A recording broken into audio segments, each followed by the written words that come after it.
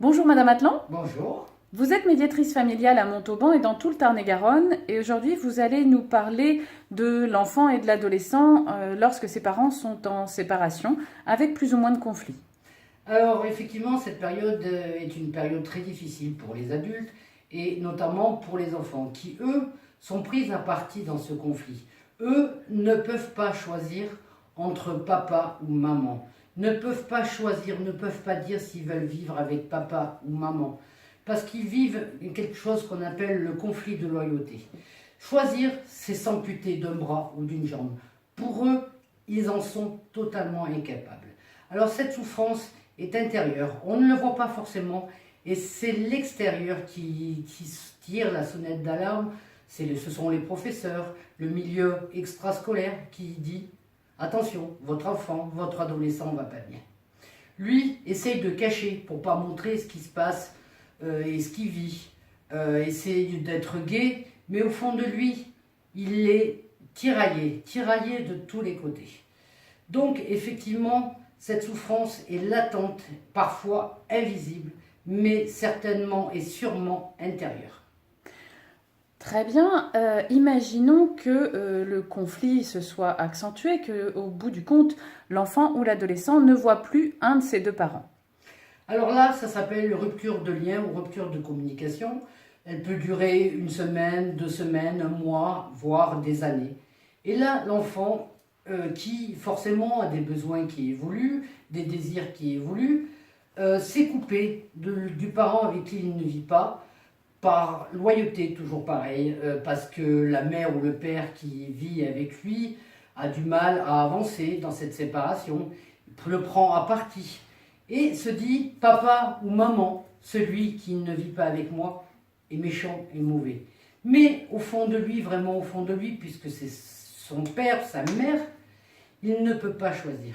Et donc cette rupture de lien s'installe au cours du temps.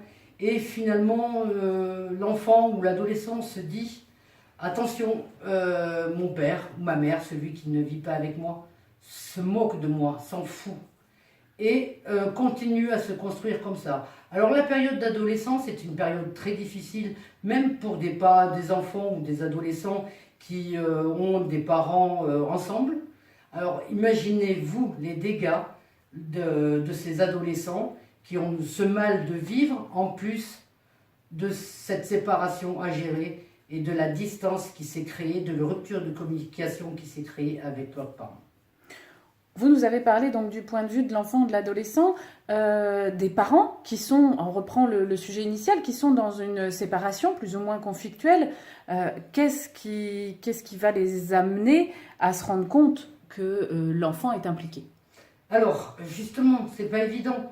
Lors de cette séparation, les parents ont à gérer la séparation, l'organisation de la vie après la séparation pour les enfants ou les adolescents, et ont à gérer aussi leur propre deuil d'une histoire qui s'est terminée. Donc, eux souffrent de leur côté, et certains parents qui ont plus de mal à passer le pas, à avancer dans une vie nouvelle, ne veulent pas s'apercevoir que son enfant souffre, son adolescent souffre. Il va penser qu'effectivement, il va peut-être banaliser la chose, il est adolescent, et donc à un moment donné, pourtant, il y a des questions qui vont venir, et papa ou maman, ou le parent qui n'est pas avec moi, qu'est-ce qu'il fait, qu'est-ce qu'il vit, qu'est-ce qu'il pense, qu'est-ce qu'il dit. Là, l'autre parent a des moyens d'être alerté par juste ces petites questions, et qui fait qu'il pense effectivement que son enfant, son adolescent est en souffrance. Et voir son adolescent ou son enfant en souffrance, effectivement, apporte une grande, grande souffrance. Et le parent qui, lui, ne vit pas avec cet enfant, lui va effectivement souffrir de ce manque de cet enfant qu'il l'aime puisqu'on est parent à vie. Et donc lui, forcément, va souffrir aussi dans son coin. Au bilan, tout le monde souffre de cette situation. Reprenons le cas de tout à l'heure, il y a une séparation, il y a en plus une rupture de lien plus ou moins longue. Le parent qui vit avec l'enfant peut penser que son enfant qui ne veut pas voir l'autre le vit très bien puisqu'il n'en parle pas et refuse même de voir l'autre parent. Effectivement, le parent avec qui l'enfant ou l'adolescent vit minimise valorise, on va dire, cette souffrance-là et ne le voit pas. Par contre, l'autre parent qui a ce manque, comme je vous disais tout à l'heure, qui a ce manque et puis qui se dit, voilà, j'ai un fils, j'ai une fille, j'aimerais bien partager des moments, j'aimerais bien continuer une vie de parent avec son enfant, son adolescent. Même si l'adolescent pense que non, finalement ça lui fait rien de ne pas voir son père ou sa mère. Mais non, ce parent-là a besoin de ce lien, lui aussi, comme l'enfant ou l'adolescent a besoin de ce lien. Et il existe un processus, en fait, avec le temps, on s'habitue à tout. Et donc, le temps passe, le temps passe, le temps passe, il ne se rattrape jamais.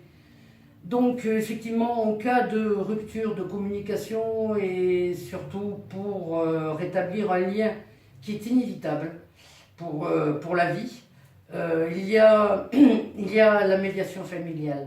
Alors, c'est un moyen, effectivement, de rétablir une communication plus sereine, de parler des problèmes. La médiation familiale, parlons-en, c'est évidemment une bonne idée.